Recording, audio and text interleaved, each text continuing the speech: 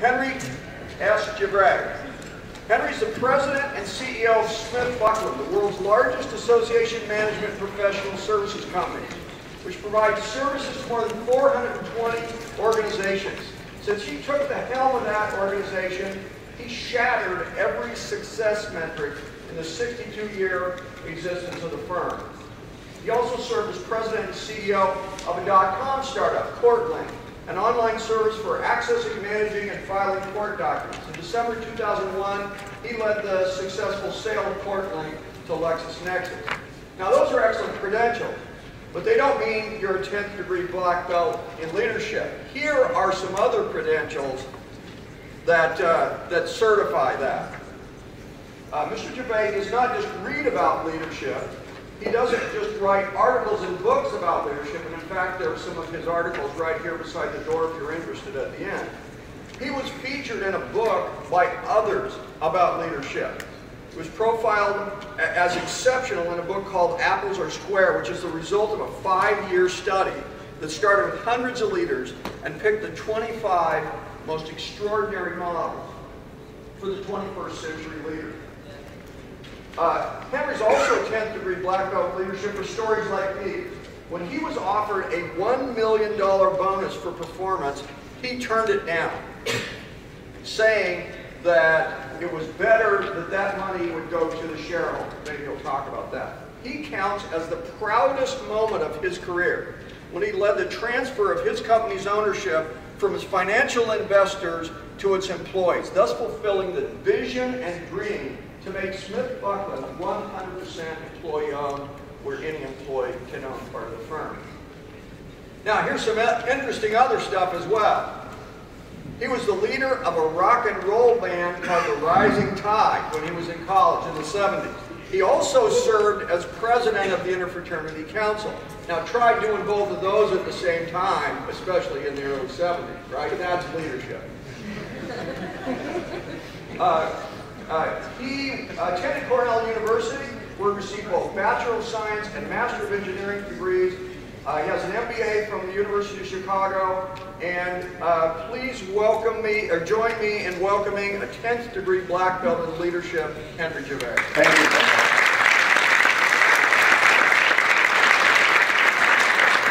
What a gracious, wonderful introduction. Thank you so much. Very kind of you, and what a pleasure to be with you all today. And I know it's after 4 o'clock, so I'm hopeful that I will be able to share some words that are meaningful and that can be helpful in your own journey.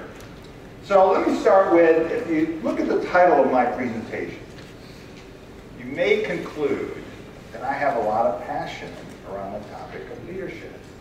Well, I do. I've been a passionate student of leadership for as long as I can remember. I have this unquenchable thirst to continue to learn and grow so I can earn leadership's invitation. I'm simply in awe of the power and impact of great leaders and the profound difference one person can make. But you know what? The title of my presentation is not about my own passion on the topic, although, as I mentioned, I have great passion for it. It actually refers to leadership's focus, intensity of unshakable conviction, tireless dedication, and unbounded energy.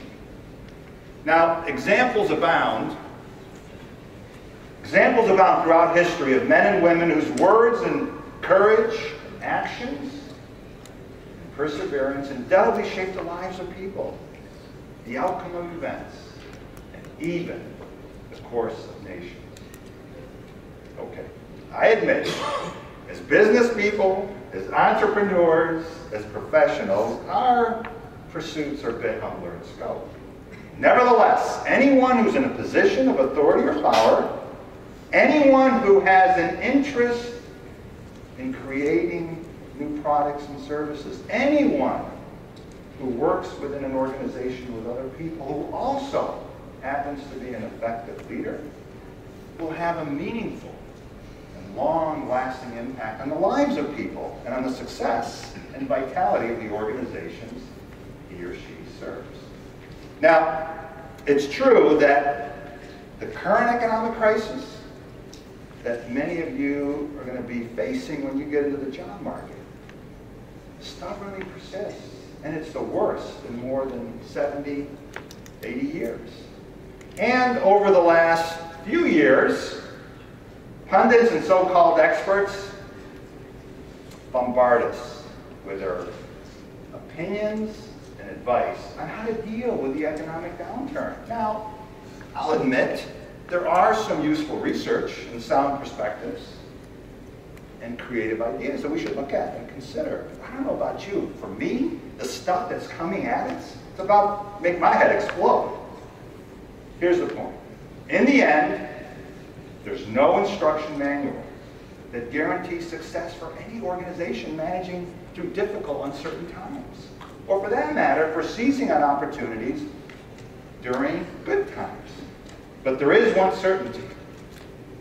All of the greatest strategies, innovative ideas, and brilliant game plans cannot succeed or be sustained without strong, effective leadership. In fact, leadership is the one imperative that enables everything else within an organization and its people.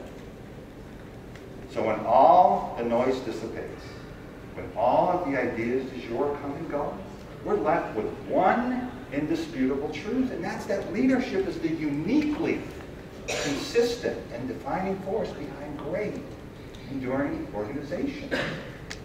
Leadership is recession-proof.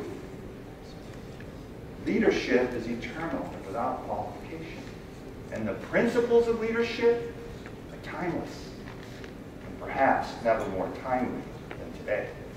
Oh, and by the way, what was true in the past is true today and will always be, and that's that time reveals true leaders and exposes false ones.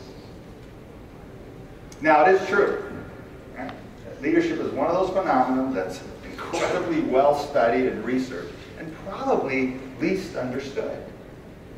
And I jokingly say that there are a gazillion books written on the topic. Now again, there's some that are thoughtful and well researched, but from my perspective, most are gimmicky and prescriptive. My favorite, by the way, being Leadership Lessons from Santa Claus. So let me ask you, which statement in your estimation is most true? Great leaders are mostly great visionaries. Great leaders are also great managers. Great leaders possess charisma and eloquence. And great leaders are born. So just a show of hands, see who's awake. How many, now again, this is what you believe is most true. You can only pick one, right? Who believes number one? Okay, probably about a quarter. Who believes number two? Interesting. A little less. How about number three? And how about four? You know what? It's almost evenly divided. I'm going to cover each of these points throughout my presentation. So maybe at the end, after I'm done, if some of you want to come up to me and tell me what is, in my judgment, the most right answer. So what is leadership? We know when we see it. We can measure its impact, and we can feel how it inspires us. But the concept of leadership is elusive, and it just seems like every attempt at trying to define or clarify, right, somehow falls short. It's kind of fuzzy, squishy, what I like to say, right, for most people's satisfaction. I wrote an article in Business Week that was published where I make the point that CEO and leader have mistakenly become synonymous. Let me explain. CEOs drive annual quantitative results. Leaders build great, enduring companies. CEOs possess and develop strong skills in finance, marketing, negotiations. Leaders are shaped and defined by character. CEOs create new products and new markets. Leaders create purpose and meaning in others. CEOs measure success in terms of earnings, market share growth, and stock price appreciation. Leaders measure success through the success of all of those they serve, including customers, employees, shareholders, communities. And they live by a fundamental tenet that service to others is the highest honor and greatest obligation of a true leader. Now let me just give you my take around leadership versus management. You probably, even early in your careers and in college, you've probably seen some takes. There's tons of stuff that's written on this. Let me just give you quickly my take on this. Management, of course, is around planning and coordinating, and solving problems, making things work, getting things done. Pretty important stuff. I think we'd all agree. So management is really about productivity, quality, right? Process. Again, pretty important stuff. Now management is by appointment, a promotion. You're in charge of something. It could be a team, it could be a unit, it could be an enterprise. And it's vested in formal authority. Leadership, on the other hand, is different. The core essence of leadership is profoundly uncomplicated, involving 3 critical actions. Leaders visualize something better about the future. Imagine something better. Look, it could be something modest. It could be an improvement in a process. Or as we've seen in historical figures, it's about transforming a nation. But they see something about the future, a better state. But they know they can't get there alone. So they get others to join in the journey. And then they get there. They get there. So leadership is really about vision and alignment and shared meaning and change. Leadership, by definition, is about change. If you're visualizing something better about the future and then you get there, leadership, by definition, is about change.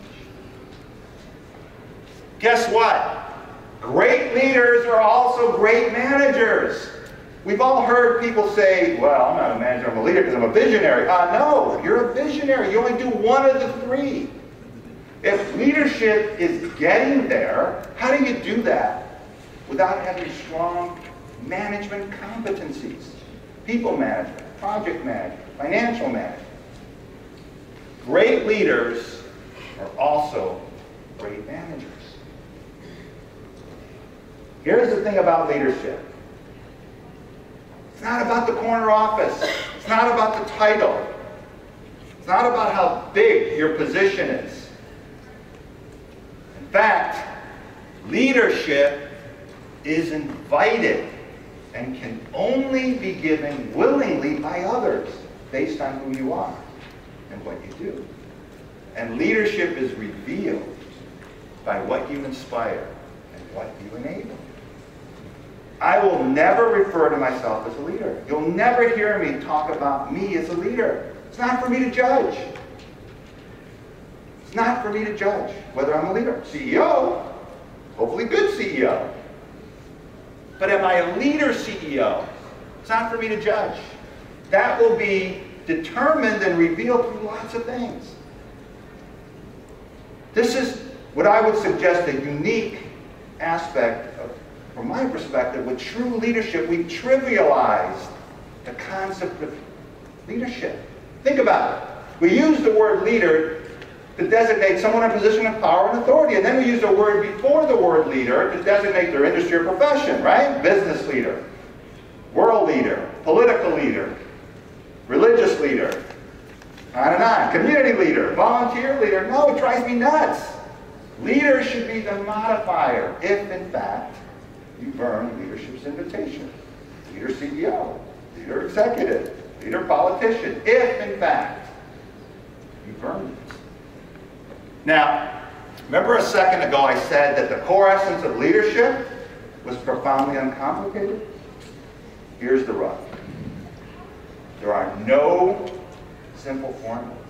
There are no playbooks on how to be a true leader. There are only principles and concepts and guidelines. And that's why leadership can't be taught. must be learned. Leadership can't be taught. It must be learned through a personal, active process of engagement and self-discovery. When I say this, sometimes people say, oh, you're playing with words. No, I can teach principles. I can teach ideas. Right? I can teach, share experiences. But leadership comes from within. That has to be learned. Through adaptation, through application, through self-exploration, through self-discovery. So our little time together late in the afternoon, I have a few goals. The first, what I've been doing already, which is to share what I call some foundational principles around leadership. Second, I'm going to share with you a leadership framework that helps to better understand and measure leadership capacity. This framework, its ideas, are drawn from my own journey, personal journey of leadership, of growing, learning, changing, applying. It's a framework. Most importantly, the third goal is that in some small way, what I share with you will resonate. And that in some way I would have contributed to your own enthusiasm and commitment to your own leadership journey. The goal for me in these things, these are not prescriptions. These are some ideas that, again, are drawn from my journey, but you have to own it. Make it your own. So this leadership framework is a framework to make you, hopefully, to stimulate and ignite your own thinking around leadership. Leadership is the most powerful human force. Powerful human force. It can correct wrongs. It can effect positive change. It can ignite new ideas, new products and services. It can unite people, and it can create better tomorrows. Leadership is the most powerful human force, even more powerful than love. I said that to students a few weeks ago when I was presenting, and someone came and said, what do you mean? Are you saying leadership is more important? I said, no. I didn't say more important. It's more powerful. In fact, love is embodied in leadership. So, let's quickly go through this leadership framework. The leadership framework that I want to share with you has 4 domains. The first domain is who you are. I'm not talking about, and you're all too young for this, but some of us who get older and get in positions, I'm not talking about your public persona, but who you are at the core. Who you are at the core is defined by these things. Your life purpose, and your spoken and lived values.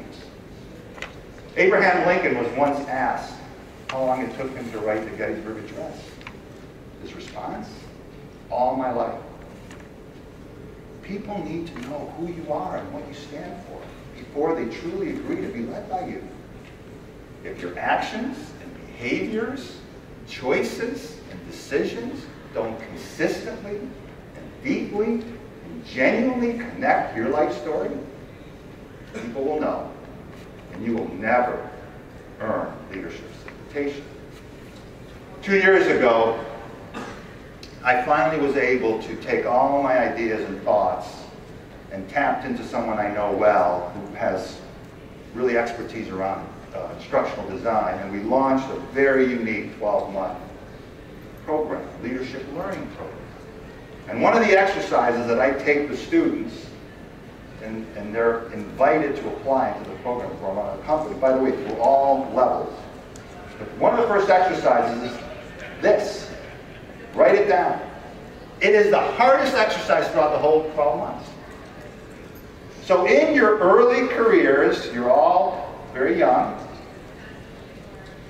I suggest, I recommend, I'll prod, begin this self-reflection now. Get in touch with these components that really define who you are. Very few people take the time to ponder and think who they really are. Even fewer share who they are with others. Now, I'm not saying, oh, I wrote down my life first, let me share. I'm just saying you share who you are with others. And then, of course, most importantly, everything that we do connects, right? Our choices and actions, everything we do every day connects to who we are. Second domain. What you do. What you do. Let me give you my definition of what you do. Right? It's the application of your natural talents, we all have them, your knowledge, your experience, and your developed skills that are manifested through your behaviors and actions and practices. Right? But they also, there's a component here about how we prioritize what we do, our hearts, our minds, our time, our energy. That's what I mean, what you do. Years ago, when I was, I don't know, 31, someone very, very wise said to me, Henry, you're really a smart guy, it's obvious. And you can do things, a lot of things, better than a lot of people. Question you always want to ask yourself throughout your career, what are the things that only you can do? You better focus on those, right? You better make those high priority. I thought about that. I thought about later in life. I'm the only one that can be a dad to my daughters, right? Better not tell your dad, better make sure I do that. So the point of this, in the context of leadership, is that we all, when we get into our professional lives, have tons of things that we are called upon to do. Our duties or responsibilities. Leaders make sure that they do these 15 things really well. True leaders, in order to earn leadership's invitation, do these things really, really well. Some of these are kind of obvious, right? Making judgment calls. Oftentimes, your judgment calls are not right and wrong. They're usually between right and right. So judgment comes in. Or communicate. Every aspect, I do a whole thing on communication. We could spend a whole day on that. Teach. Develop meaningful, enduring relationships. These may sound obvious, but so few do all of these really well. These are the essential 15 that leaders must do really well. So the first two domains were about us, who we are and what we do. The last two domains are around our impact on others and on events. So the third domain is what you inspire. Here's my definition in the context of leadership. What I mean by that. It's eliciting positive actions, emotions, and behaviors in others, here's the catch, without the promise of a reward or the threat of punishment. So if you think about it, motivation is very different than inspiration. Right? Motivation's source of influence is the carrot and our stick. But inspiration comes from the heart, and it flows willingly, naturally. Take a look at these 12 human elements. Their real and pervasive existence within any organization is an imperative. That organization is to be successful and vital over long periods of time, regardless of the inevitable up and down cycles of the economy or shocks to a particular industry. When I was 15, I had cancer. They gave me 9 months to live. I have a brother who's 15 months older and my two parents. This is back in the late 60s. And so I went through lots of surgeries and radiation treatments. I was in the hospital a lot. My brother and my dad were despondent. Every time they were in the room with me, they would be down, often crying. My mom, on the other hand, always up, always smiling, always referencing the future. Wow. Years later, I realized what she was doing. Seeing my mom up bolstered my spirits, made me believe about the future. Leaders inspire hope. This is particularly relevant to entrepreneurs because the journey for an entrepreneur with the ups and downs and potential crisis and meeting payroll is particularly important in the context, again, of hope and entrepreneurship. Leaders offer hope. By the way, years later I found out that this woman, my mom, who was so up and so optimistic and always smiling and referencing the future during the day, would go somewhere in the house late at night and would break down and weep uncontrollably.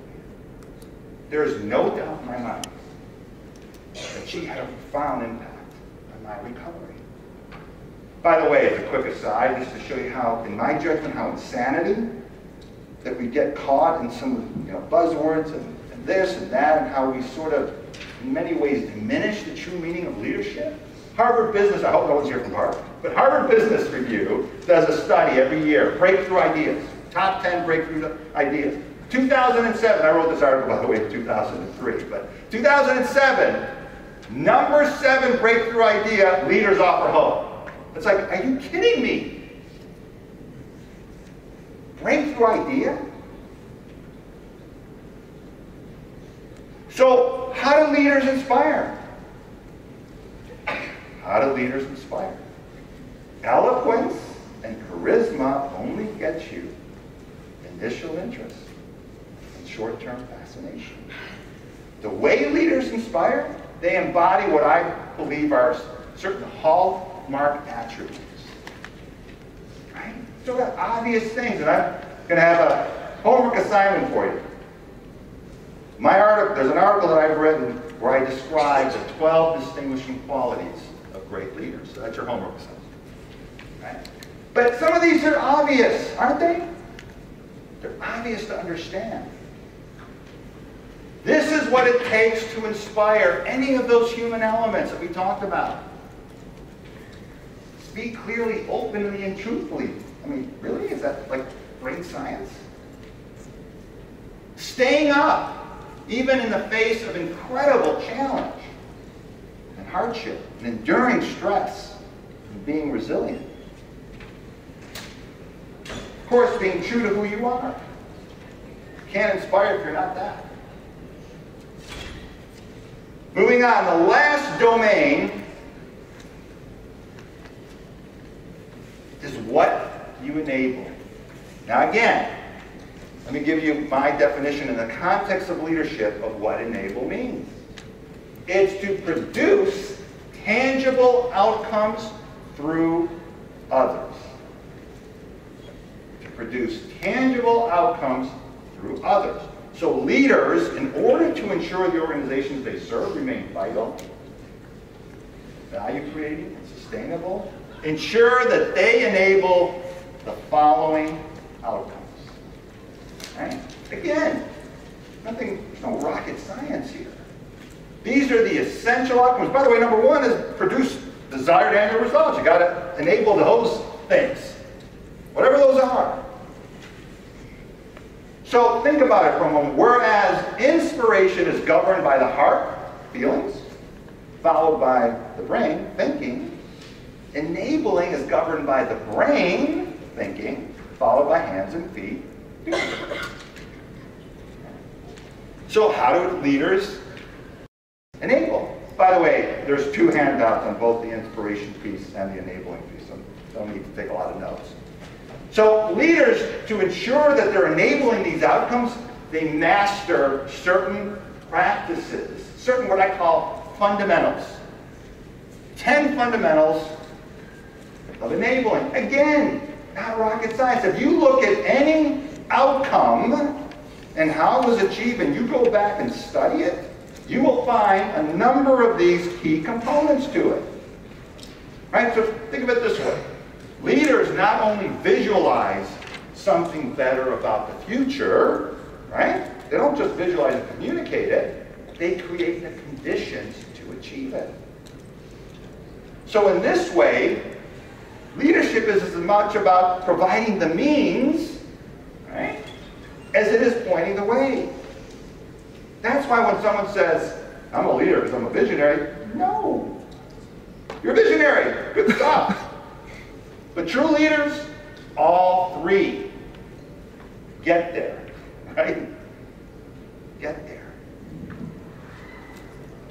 One other story with my mom, because I think it also is relevant, frankly, maybe more so than entrepreneurial ventures. When I was in the 6th grade and I became appointed captain of the safety patrols. My wife always gives me a hard time to tell the story. My mom celebrated as if I had become president of the United States when I won 5th place in a state track meet in 8th grade. My mom cheered as if I won an Olympic gold medal. When I brought a great grade, from school on a paper, whatever, she would rejoice if I won, kind of a Pulitzer Prize or something. Now I'm exaggerating, but not a lot. Not a lot. Now she never faked stuff. I mean, she didn't sort of celebrate stuff that wasn't there.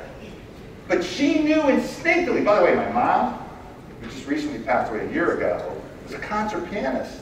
She was a piano teacher. She knew nothing of business, like negative. I mean, she knew nothing of business. But she embodied leadership energy. So instinctively, she knew by sort of praising and celebrating, what was she doing, right? Sort of developing self-esteem and confidence so you can take more risks.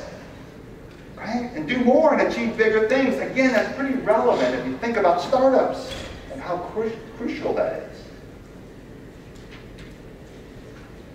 So here you go. The leadership framework. The key point here is you must be and do in all 4 domains. Now, let me end with one other topic that's really important. So, while developing requisite skills and knowledge and experience may help you achieve that coveted title, but it's your character that others will judge before they truly agree to be led by you. I'm talking about the kind of character that inspires trust, confidence, and loyalty. The kind of character that offers hope and gives strength to others. And the kind of character that invites and earns enthusiastic and engaged followers. And it's true, leadership is shaped and defined by character. So what do I mean by character? Here's my definition. The sum total of your values and beliefs reflected in your behaviors, actions, decisions, and choices. Right? Now, there's a lot of studies that are done around, are we born with our character? Does it come through the genes? There's a lot of studies about it. In fact, there's some studies that would suggest your political persuasion comes through the genes. You believe that? All right, so most studies, I think, from what I've seen, will tell you about 40% of you comes through your genes. Okay, let's even agree to that. That's 60%. It's up to us and our choices. So, those who earn leadership's invitation choose and exemplify certain essential, non-negotiable qualities. Again, I refer to the 12 distinguishing qualities. An article, but I outline all 12 articles. I hope you'll take the time to read them. And by the way, when you do read them, my hunch is that you may agree with me on this, because when you read these and really get to know these 12 distinguishing qualities, you find that the politicians and executives and others who make the news for all the wrong reasons, their deficiencies in terms of these attributes, it's stunning. Absolutely stunning. But having said that, examples abound in business, even in government, universities, and associations of people who do exemplify these distinguishing qualities. Find them, study them, celebrate them, and model them. Last few thoughts. I want to go to number 12 in the distinguishing quality list, because what I've concluded throughout my journey in business and startups, right, executive and so forth, is that when we get past what I would call the 2 bedrock values, distinguishing qualities of integrity and trust, when you get past those, this is the most important distinguishing quality out of all 12. Let me explain. So what do I mean by self-awareness? Self-awareness is a combination of self-knowledge and self-confidence. Self-knowledge, what I mean by that is a clear, intimate understanding and insight on who you are, what and why you think and feel, and what you do and how you do it. But it's also self-confidence because you have to be comfortable to deeply and continuously examine and assess all aspects that define you. We're very complicated things, right? As human beings. This is you. Now think about the things that define you. There's sort of the core. Talked about this earlier in terms of who you are. But then there's other stuff. There's your natural tendencies and your personality and your innate biases and comfort zones. We all have them. There's your shortcomings and limitations, which is slightly different than your weaknesses, and your strengths and your potential, and your feelings and your motivations and your habits. It's a lot of stuff that really get at the essence that define us. So I've concluded there are three kinds of people when it comes to self-awareness. The first kind, which I think is about 50%, maybe more, the clueless, right? They have no idea on what their behaviors and actions and stuff impacts others. The total clueless. Then there's another 48 to 50% that are professional people, people who are in environments where they're given feedback through performance reviews, who think about who they are at times and reflect on that and self-examine. But they do it sort of in a casual basis. And then there's the third category, 2% at most, not sophisticated research. And that's those who are disciplined, who do a deep dive in a continuous way, truly understanding who they are and all those aspects that I shared with you. So why don't we do that? Because as you're going to see in the next slide, my point I make is that true leaders are masters in self-awareness. So why don't we do that? Well, there's a lot of obstacles to becoming self-aware. First one, it's kind of uncomfortable, right? Who wants to ask feedback unless it's good, right? It's kind of uncomfortable. Tell me where I'm going. Tell me, by the way, how am I doing right now? And you're about to tell me like lousy. Like, do I want to hear that? It's kind of not comfortable, right? It takes time.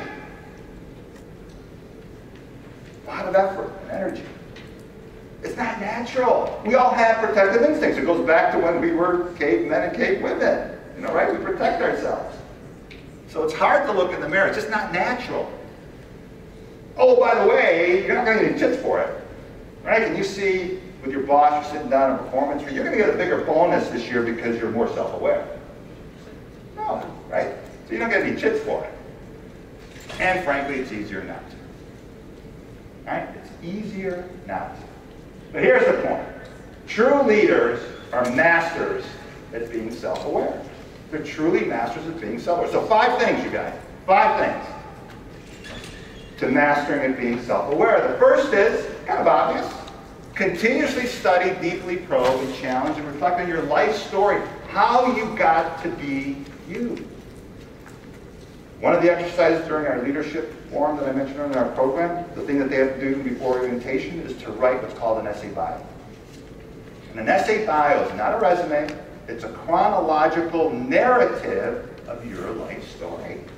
It's an amazing exercise.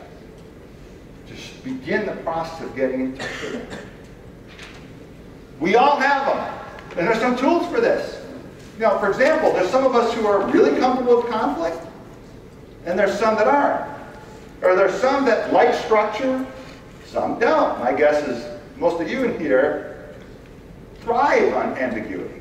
But there's some that really need structure. You just got to know that about yourself, because then you can self-manage around it. You just got to know. Inventory your strengths, weaknesses, skills, and so forth. They change over time, and they should. So take an inventory of these things. This is a biggie, right? This is a biggie. Develop the courage, self-confidence, and humility. By the way, humility is one of the distinguishing qualities of true leaders. To really get feedback in order to ultimately change. And lastly, the toughest one of all, commit daily. Everybody smoking. Daily? Seriously? Yes. Daily self-reflection, self-exploration, self-learning. For me, and everyone is different. For me, when I'm shaving in the morning, when I'm showering, I reflect back on the previous day, or when I'm driving home from work. Sort of my interactions. Why did someone react this way? Why did I jump on this person this way? Sort of this daily reflection. Use a journal. Journals are a wonderful thing to be able to get deep in your thinking, right? Take your thinking at a deeper level. Last few thoughts. So self-awareness is about this, but it's also about this. And this is where leadership comes in, right? It's self-knowledge on your impact on others and ultimately on outcomes. So here's the point. There's outcomes. We talk about different kind of outcomes. You need people to get to those outcomes. And then there's you, right? It's all this stuff. What we do and how we do it. This is the stuff that's typically visible to others. And then behind that, typically, might be hidden. Hopefully not. Right? But here's the point in that little chart. The only thing we can control 100% of the time is what? Ourselves. So this concept of self-management. Self-management is managing this stuff. All this stuff. Because it has an impact on other people and outcomes. So, whereas self-awareness is one of those distinguishing qualities, self-management is a competency. It's a developed skill. Quick example. So we live in the city in Chicago. We have 2 daughters. They live out in the suburbs with little kids. So a couple years ago, someone tried to break in our house, which is very typical in Chicago. I mean, it's just a robbery. I mean, it's just not honestly, it's not a big deal. It's not omen-based. It's just kind of. So my wife, who's innate, sort of the way she is, who she is as a person, she's an incredible people person. I mean, she just loves talking and engaging and connecting. Her first reaction was, I need to call Carrie and Christina and tell them about it. I said, honey, don't be a CEO with me. I said, honey, wait, if you tell them right now, what will that do? Right? It's going to cause them some anxiety to come to the city. So what, come tomorrow? I said, self-manage. You don't need to tell them that. There's no point of sort of engaging. Why do you want to tell them? Oh, I just want to connect. No. It's a very simple example on a personal level of what I mean by that. Look, she's a people person. She loves connect. That's a strength, right? I mean, heaven's sake, she's unbelievable. In fact, she was an amazing salesperson. She's retired now because she connects. She's smart, she's beautiful, and she's able to connect with people in a totally genuine way. That's a strength. But even strengths sometimes have to be managed situationally. Self-awareness, self-knowledge plus self-confidence leads to self-management. By the way, you can self-manage if you're not self-aware. But just because you're self-aware doesn't mean you're necessarily going to do well at self-management. So both are critical. So self-management, self-awareness allows you to self-manage, which impacts others and outcomes, which ultimately is how leadership is revealed. And that's why I say self-awareness is the most important distinguishing quality when we get past, in other words, other than the bedrock qualities of trust. Last thought. Story. So, you're early, again, in your careers, but perhaps you've had some rewards that you've had, some awards, possibly great grades. Maybe you've been celebrated somehow and acknowledged, and it feels so great, right? For us, later in life, we get big promotions and titles. So, for me, when I think about that, I also ask you to imagine, right? Picture the martial artist kneeling before the master sensei in a ceremony to receive a hard-earned black belt. After years of relentless training, the student has reached the pinnacle of achievement in the discipline. Before granting the belt, says the sensei, you must pass one more test. I'm ready, says the student, thinking taking perhaps another round of sparring. You must answer the essential question. What is the true meaning of the black belt? The end of my journey, says a student. A reward for all my hard work. The sensei waits for more. Clearly, he's not satisfied. You are not ready for the black belt. Return in 1 year. Year passes, and once again, the student is kneeling before the master sensei. What is the true meaning of the black belt? A symbol of distinction and the highest achievement in our art, says the student. The sensei waits for more. Clearly, he is not satisfied. You are not ready still for the black belt. Return in 1 year. Another year passes. Once again, the student is kneeling before the master sensei. What is the true meaning of the black belt? The black belt represents the beginning, the start of a never-ending journey of work, discipline, and the pursuit of an ever higher standard. Yes, says the sensei, you are now ready to receive the black belt and begin your work. I wish you all great success on your own leadership journeys, and it's been great to be with you. Thank you.